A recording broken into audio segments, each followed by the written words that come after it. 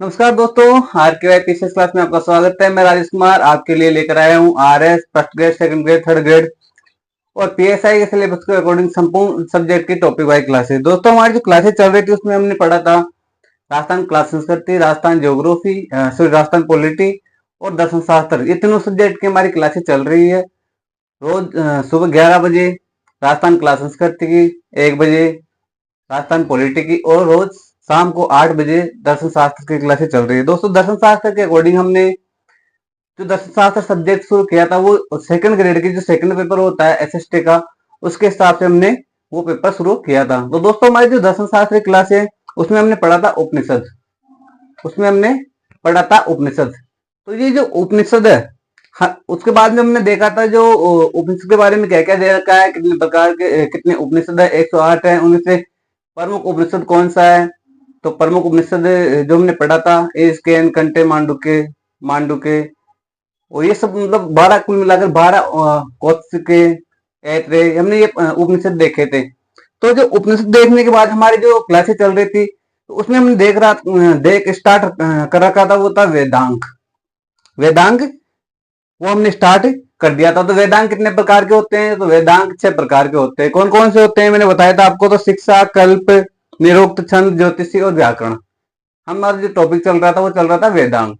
तो टॉपिक को आगे बढ़ाते हुए सबसे पहले तो आप जो आरके पीसीएस क्लास है उसको सब्सक्राइब कीजिए, उसको लाइक कीजिए और अपने दोस्तों के पास शेयर कीजिए। दोस्तों, ये जो क्लासेस चल रही है दर्शन शास्त्र की, इसमें संपूर्ण टॉपिक को कंप्लीट करवाया जा रहा है। साथ ही जितने हो सके उतनी गहराई से हम इन दर्शन शास्त्र सब्जेक्ट को कंप्लीट करने की कोशिश कर रहे हैं। और जो सेकंड ग्रेड की वैकेंसी है उसके अकॉर्डिंग क्या डिमांड है एसएसटी के पेपर की, उसके अकॉर्डिंग हम इस सिलेबस को लेकर चल रहे हैं। तो जो दर्शन शास्त्र सब्जेक्ट है इसमें से जो क्वेश्चन आए हुए हैं वो देख उसको साथ लेते, और जो क्वेश्चन आज आने की संभावना है उनको साथ लेते हुए हम चल रहे हैं। तो दोस्तों, हमारा जो दर्शन शास्त्र का टॉपिक था उसमें हमने उपनिषद देख लिया था। उसके बाद हम देखते हैं वेदांग। तो वेदांग कितने प्रकार के होते हैं? तो वेदांग होते हैं 6 प्रकार के। कौन सा? तो शिक्षा, कल्प, निरुक्त, व्याकरण, छंद और ज्योतिषी। ये क्या है? वेदांग 6 प्रकार के। तो हमारा जो टॉपिक चल रहा था वो था वेदांग। वेदांग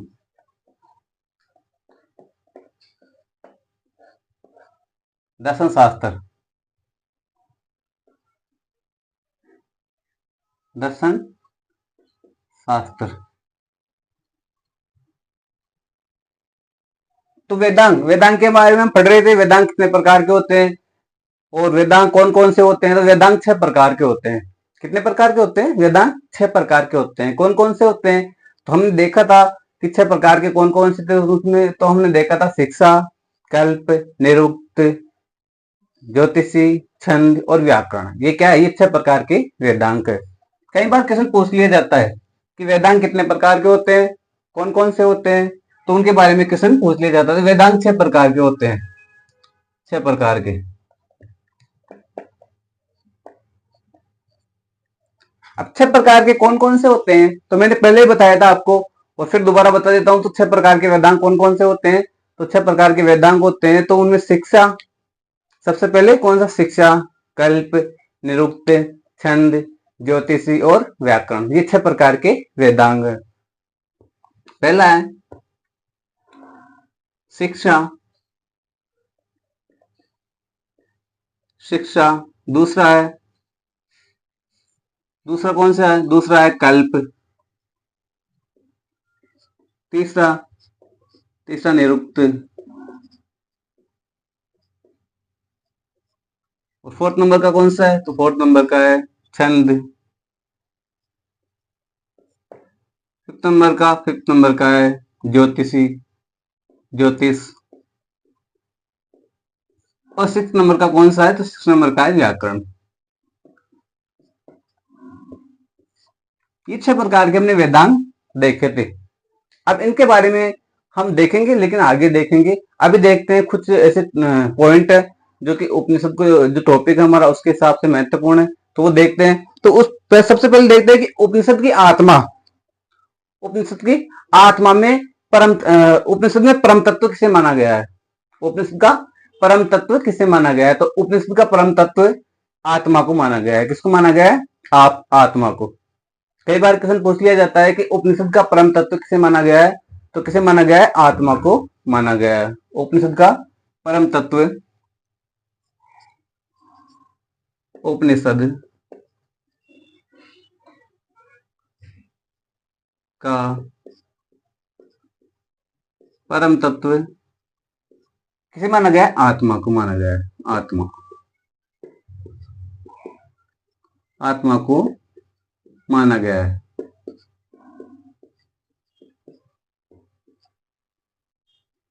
कई बार क्वेश्चन पूछ लिया जाता है कि उपनिषद का परम तत्व किसे माना जाता है, तो किसे माना जाता है? आत्मा को माना जाता है। किसका?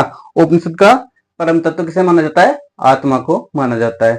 तो हमने उपनिषद में जो पहली क्लास थी हमारी, इससे पहली क्लास, उसमें हमने देखा था कि उपनिषद कितने होते हैं? तो 108 होते हैं। उनमें से 12 जो मुख्य रूप से उपनिषद थे उनके बारे में भी देखा हमने, और फिर देखा वेदांत। और जो उपनिषद के जो हमारा टॉपिक चल रहा है तो उसमें हम पॉइंट वाइज चल रहे हैं। तो पॉइंट वाइज में हमने देखा कि उपनिषद का जो परम तत्व होता है कौन सा होता है? आत्मा होता है। दोस्तों कई बार क्वेश्चन पूछ लिया जाता है कि उपनिषद का परम तत्व कौन सा है? उपनिषद का परम तत्व कौन सा है? तो कौन सा है? उपनिषद का परम तत्व आत्मा है।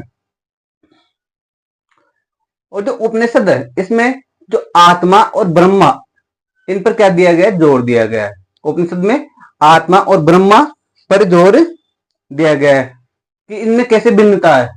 आत्मा और ब्रह्मा में जो भिन्नता है उस पर क्या दिया गया है? जोर दिया गया है। उपनिषद में आत्मा और उपनिषद में आत्मा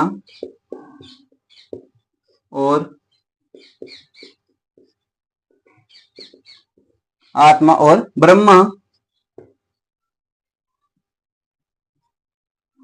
ब्रह्मा की भिन्नता पर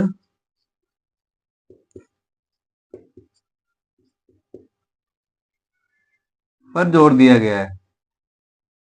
जोर दिया गया है। किस पर जोर दिया गया है? तो आत्मा और ब्रह्मा की जो अभिन्नता है उस पर क्या दिया गया है? दिया गया है। मतलब फर्क बताया गया है, अंतर बताया गया है। इनमें क्या क्या अंतर है इसके बारे में बताया गया है। तो उपनिषद में आत्मा और जो ब्रह्मा है इसकी भिन्नता पर जोर दिया गया है। जबकि जो उपनिषद का जो परम तत्व है वो किसे माना जाता है? तो उपनिषद का परम तत्व आत्मा को माना जाता है।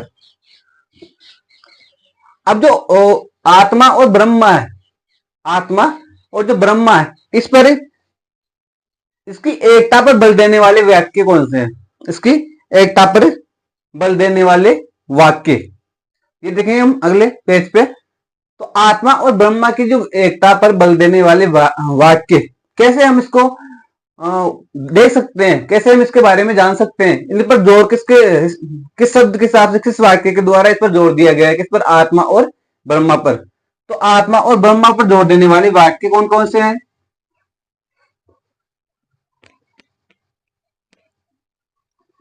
उपनिषद में आत्मा और ब्रह्मा पर जोर देने वाले वाक्य, हमारा टॉपिक चल रहा है उपनिषद।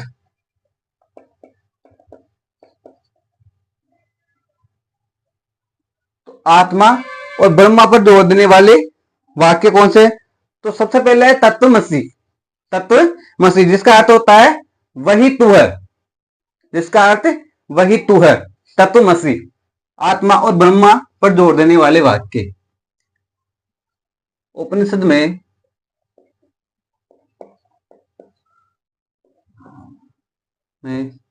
आत्मा और ब्रह्मा पर जोर देने वाले वाक्य।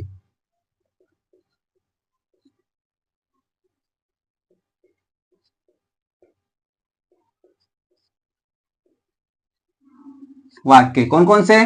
तो पहला है तत्वमसि। तत्वमसि, तत्वमसि का अर्थ क्या है? मतलब तत्वमसि का अर्थ है वही तू है। वही तू है। एक मिनट। तत्वमसि, तो तत्वमसि का अर्थ क्या है? तत्वमसि का अर्थ है वही तू है। वही तू है। वही तू है। तत्वमसि का अर्थ होता है वही तू है। जबकि दूसरा क्या है, तो दूसरा है अहम ब्रह्मास्मि। अहम ब्रह्मास्मि यानी मैं ब्रह्मा हूं। अहम ब्रह्मास्मि, अहम ब्रह्मास्मि यानी मैं ब्रह्मा हूं। मैं ब्रह्मा हूं। तो ये दो वाक्य है जिनके द्वारा आत्मा और जो ब्रह्मा पर जोर दिया गया है। क्वेश्चन में कई बार पूछा जा सकता है कि आत्मा और ब्रह्मा पर जोर देने वाले वाक्य कौन से हैं, तो कौन से हैं, तो आत्मा और ब्रह्मा पर जोर देने वाले वाक्य हैं तत्वमसि और अहम ब्रह्मा। अहम ब्रह्मास्मि यानी मैं ही ब्रह्मा हूं, और तत्वमसि यानी वही तू है। तो ये दो वाक्य ऐसे हैं जो आत्मा और ब्रह्मा पर जोर देने वाले वाक्य हैं, यानी इनकी एकता पर। ये दोनों वाक्य ये बताते हैं कि ये दोनों आत्मा और ब्रह्मा एक है। आत्मा और ब्रह्मा एक है। तो इन दोनों की एकता पर जोर देने वाले वाक्य कौन से हैं? पहला कौन सा है, तत्वमसि यानी वही तू है, और अहम ब्रह्मास्मि यानी मैं ही ब्रह्मा हूं। यानी एक में कह रहा है वही तू है, और दूसरा कह रहा है मैं ही ब्रह्मा हूं। तो ये दोनों की, इन दोनों की एकता, दोनों का अर्थ एकता से निकल रहा है ना। जिस प्रकार वो कह रहा है कि वही तू है, तो दूसरा कह रहा है मैं ही ब्रह्मा हूं। हम उसको बता रहे तो वो कह रहा है मैं ही ब्रह्मा हूं। तो दोनों में क्या है, संबंध है, एकता का संबंध है। तो इस पर जोर दिया गया है किसके द्वारा, इन दो वाक्यों के द्वारा। तो इसके बाद में देखते हैं कि वैदिक धर्म में बहिर्मुखी है। वैदिक धर्म कौन सा है, बहिर्मुखी है। वैदिक धर्म, वैदिक धर्म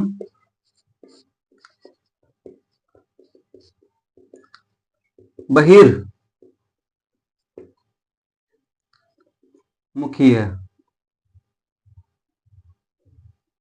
वैदिक धर्म बहिर्मुखी है। कई बात पूछ लिया जाता है किसान कि वैदिक धर्म का मुख बताया गया है या किस प्रकार का बताया गया है वैदिक धर्म। तो वैदिक धर्म किस प्रकार का बताया गया है, तो बहिर्मुखी बताया गया है। जबकि उपनिषद, जबकि उपनिषद है वो कैसा है, वो अंतर्मुखी है। यानी उपनिषद अंतर्मुखी है, जबकि वैदिक धर्म बहिर्मुखी है। वैदिक धर्म बहिर्मुखी है, जबकि जबकि जबकि उपनिषद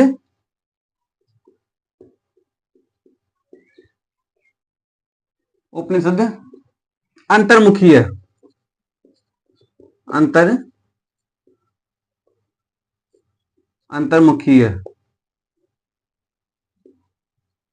यानी वैदिक धर्म तो कैसा है, बहिर्मुखी है, और जो उपनिषद है वो कैसा है, वो अंतर्मुखी है। इस प्रकार इन वैदिक धर्म और उपनिषद के बारे में बताया गया है। और क्या बताया गया है उपनिषद में, तो उपनिषद के अनुसार ब्रह्मा ही परम तत्व है। उपनिषद के अनुसार ब्रह्मा ही परम तत्व है। उपनिषद के अनुसार,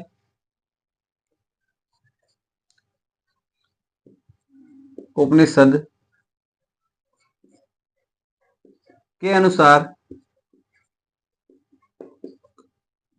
ब्रह्मा ही परम तत्व है।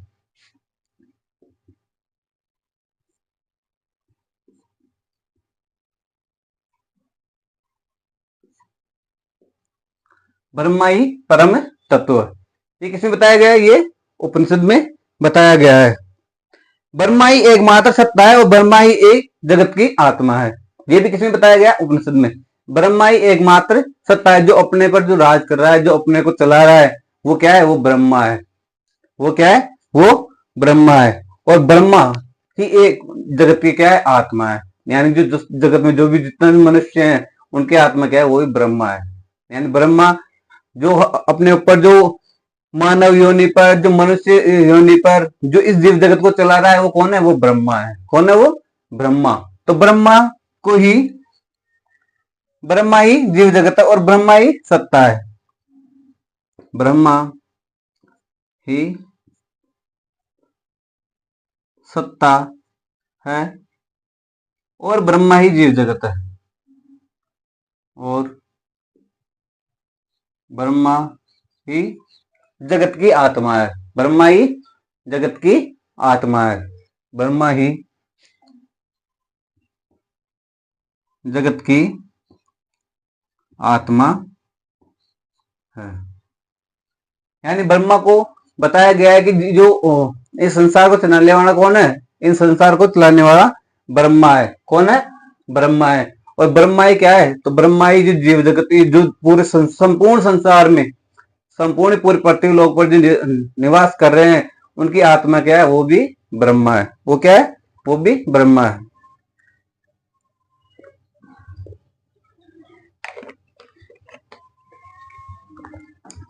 वो भी क्या है? वो भी ब्रह्मा है। तो इस प्रकार बताया गया किसमें? उपनिषद में। उपनिषद में आत्मा और ब्रह्मा की एकता पर क्या दिया गया? जोर दिया गया। ब्रह्मा की एकता पर, की एकता, एकता पर जोर दिया गया। किस आधार पर? तो पहला था तत्वमसि, यानी वही तू है, और दूसरा था अहम ब्रह्मास्मि, यानी मैं ही क्या हूं? मैं ही ब्रह्मा हूं। यानी हम कह रहे हैं कि प्रभु तू ही सब कुछ है, और प्रभु कहता है कि मैं ही क्या हूं? मैं ही ब्रह्मा हूं, मैं ही सब कुछ हूं। तो हम मानते हैं। इसी प्रकार इसीलिए बताया गया है उपनिषद में कि ब्रह्मा को क्या माना गया है? सत्ता माना गया है। ब्रह्मा को सत्ता माना गया है, और ब्रह्मा को ही जगत की क्या माना गया है? आत्मा माना गया है। जबकि वैदिक जो धर्म है वो कैसा है? वो बहिर्मुखी है।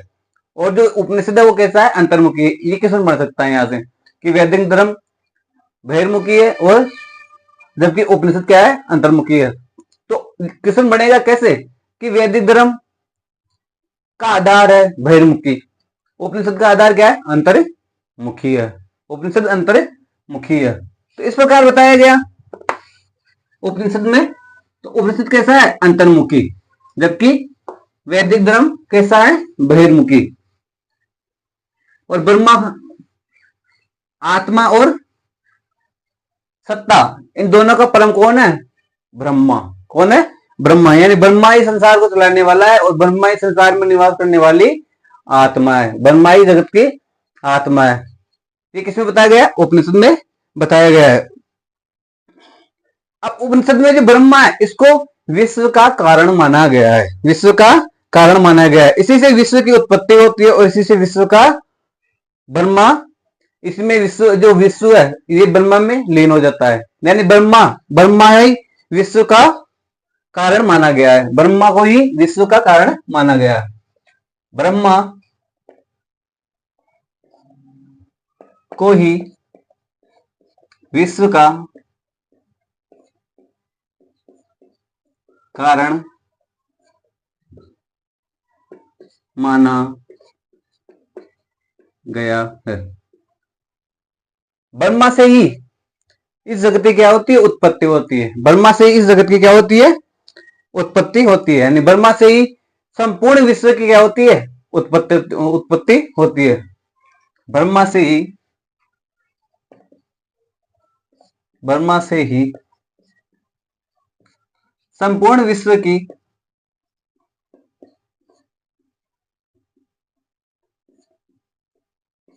उत्पत्ति होती है। और संपूर्ण विश्व किसमें विलीन हो जाता है? ब्रह्मा में विलीन हो जाता है। संपूर्ण विश्व ब्रह्मा में विलीन हो जाता है। और संपूर्ण विश्व ब्रह्मा में ही विलीन हो जाता है। विलीन हो जाता है।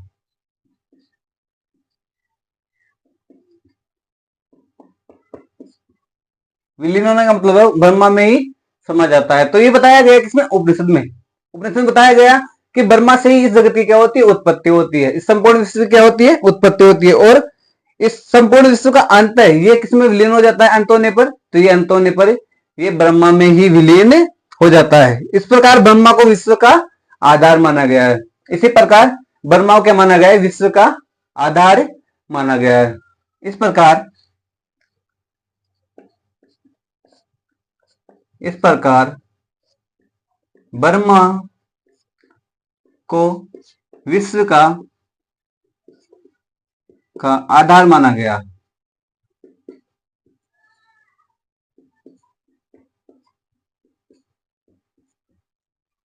इस प्रकार ब्रह्मा को विश्व का आधार माना गया है।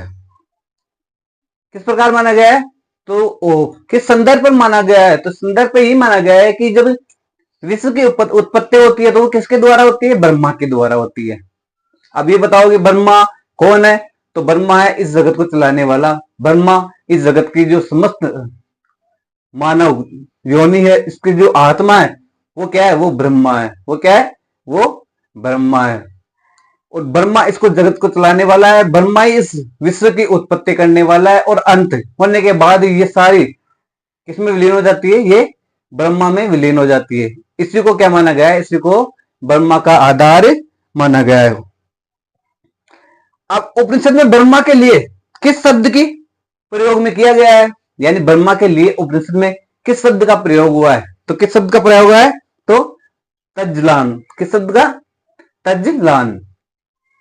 उपनिषद में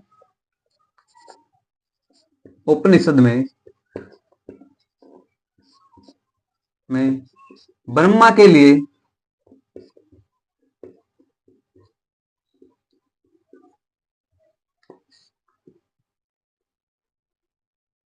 तज्जलान शब्द का प्रयोग हुआ है।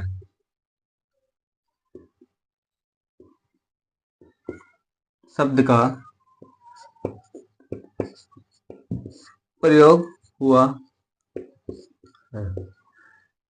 क्वेश्चन बन सकता है इस प्रकार कि उपनिषद में ब्रह्मा के लिए किस शब्द का प्रयोग हुआ है? उपनिषद में ब्रह्मा के लिए किस शब्द का प्रयोग हुआ है? एक मिनट।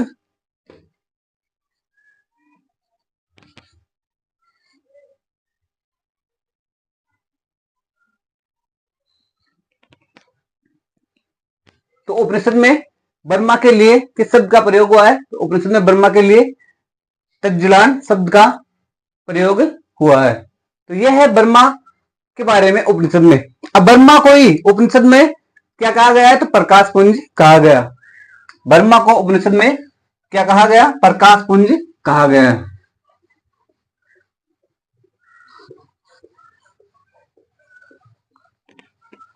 ब्रह्मा को उपनिषद में प्रकाश पुंज कहा गया।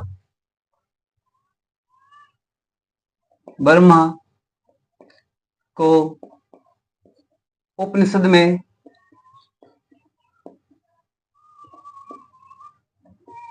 प्रकाश पुंज कहा गया। प्रकाश पुंज कहा गया। क्या कहा गया? तो ब्रह्मा को उपनिषद में प्रकाश पुंज कहा गया है। उपनिषद में ब्रह्मा को क्या कहा गया? प्रकाश पुंज कहा गया। जबकि उपनिषद में ब्रह्मा के कितने रूप बताए गए हैं? 2 रूप बताए गए हैं। उपनिषद में ब्रह्मा के कितने रूप बताए गए? 2 रूप बताए गए। कौन कौन से? पर ब्रह्मा और अपर ब्रह्मा। पर ब्रह्मा और अपर ब्रह्मा। उपनिषद में ब्रह्मा के 2 रूप बताए गए। ब्रह्मा के 2 रूप बताए गए।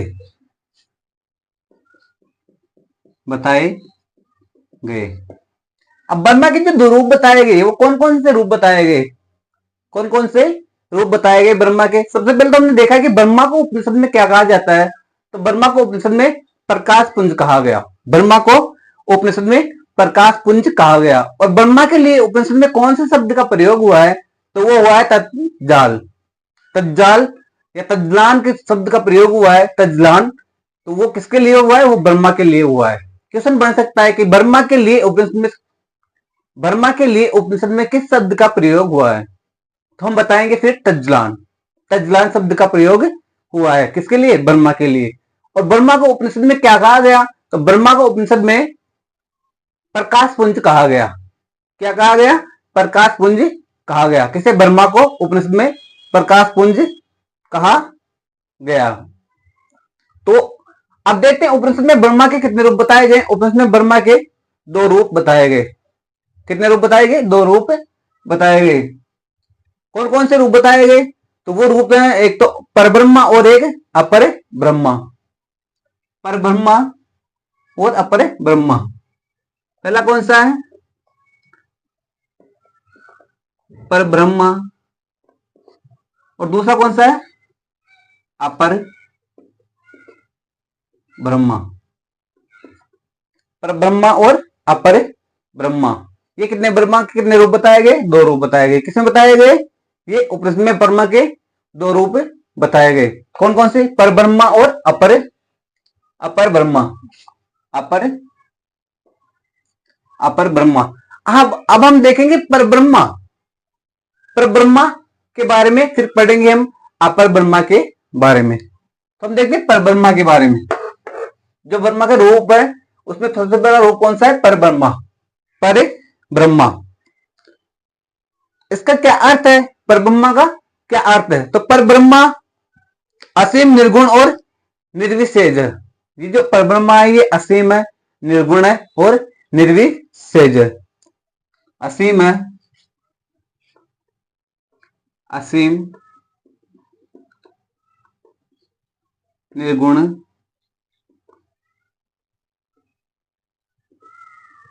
और निर्विशेष, निर्विशेष।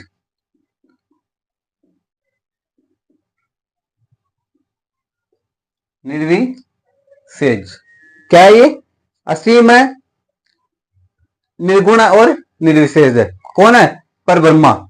पर ब्रह्मा अमूर्त है, यानी ये दिखाई नहीं देता। कौन सा, पर ब्रह्मा। ये ब्रह्मा का रूप है, ये कैसा रूप है, ये एक तो निर्गुण है, असीम है, जिसकी कोई सीमा नहीं है, असीम है, निर्गुण है और निर्विशेष है, और ये अमूर्त है। अमूर्त का मतलब होता है जो दिखाई नहीं देता, लेकिन उसको एहसास कर सकते हैं, उसको हम भाप सकते हैं। कहते हैं ना भगवान है लेकिन वो हमें दिखाई नहीं देता, भगवान है लेकिन वो हमें दिखाई नहीं देता, वो क्या है, वो ब्रह्मा है। वो क्या है, ब्रह्मा। तो ये क्या है, अमूर्त है, यह है अमूर्त है।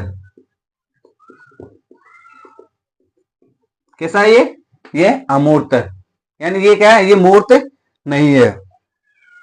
पर ब्रह्मा स्थिर है, यानी इसका स्थायी निवास है, इसका ये स्थिर, अपनी जगह ये स्थिर है। कौन, पर ब्रह्मा, यह स्थिर है, यह स्थिर है। पर ब्रह्मा कैसा है, स्थिर है, ये चलनशील नहीं है, ये क्या है, ये स्थिर है, अपनी जगह, एकमात्र केवल अपनी जगह है। लेकिन ये क्या, अमूर्त है, ये हमें दिखाई नहीं देता, लेकिन इसको हम क्या कर सकते हैं, इसको हम एहसास कर सकते हैं इसका, कि हाँ है। जैसे परमात्मा करते हैं ना, ये तो पर ब्रह्मा है, ये तो क्या है, ये तो ब्रह्मा है, जिसको हम देख नहीं सकते, जिस छू नहीं सकते, लेकिन उसका क्या कर सकते हैं, हम एहसास कर सकते हैं। होती है ना कहीं अमूर्त सूर्तियां होती है, मूर्त सूर्तियां होती है। तो जैसे हमारे जो राजस्थान में अमूर्त है, कौन सी, कालबेलिया नृत्य, लेकिन उसको क्या, हम उसको सुन सकते हैं, उसको देख सकते हैं, लेकिन उसको क्या करते, छू नहीं सकते। तो वो क्या है, अमूर्त है। तो परब्रह्मा क्या है, अमूर्त है, ये स्थिर है, ये स्थिर है। परब्रह्मा निर्गुण है, इसलिए हम उपासना का विषय नहीं है, यानी ये परब्रह्मा क्या है, ये स्थिर है, इसलिए ये क्या है, ये उपासना का विषय नहीं है। यह स्थिर है, इसलिए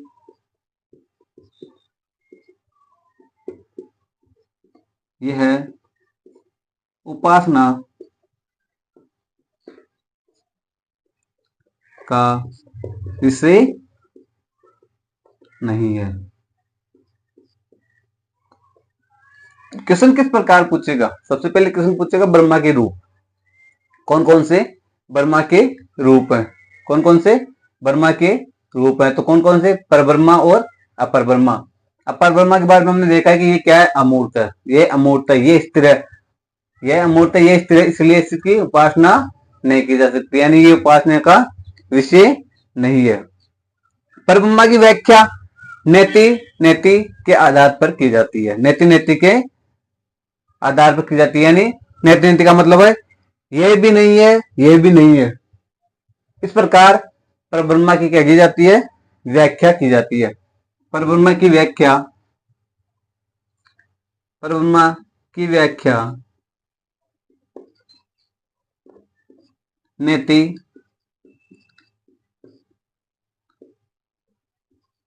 नेति नेति नेति का मतलब होता है ये भी नहीं है, ये भी नहीं, ये भी नहीं, ये भी नहीं, मतलब नहीं, यह भी नहीं और यह भी नहीं। इस आधार पर इसकी क्या की गई है, व्याख्या की गई है। नेति नेति कहकर इसकी क्या व्याख्या की गई है, नेति नेति यह भी नहीं, यह भी नहीं कहकर की गई है, की गई है। किसकी व्याख्या, परब्रह्मा की व्याख्या किस आधार पर की गई है, नेति नेति के आधार पर की गई है। तो ये था परब्रह्मा। ब्रह्मा उपनिषद ने ब्रह्मा के कितने रूप बताए, दो रूप बताए। कौन कौन से बताए, तो पहला परब्रह्मा और दूसरा अपरब्रह्मा। तो परब्रह्मा जो कि एक अमूर्त है, एक स्थिर है, और स्थिर है इसीलिए इसकी क्या, ये उपासना का विषय नहीं है, यानी इसकी उपासना नहीं की जा सकती।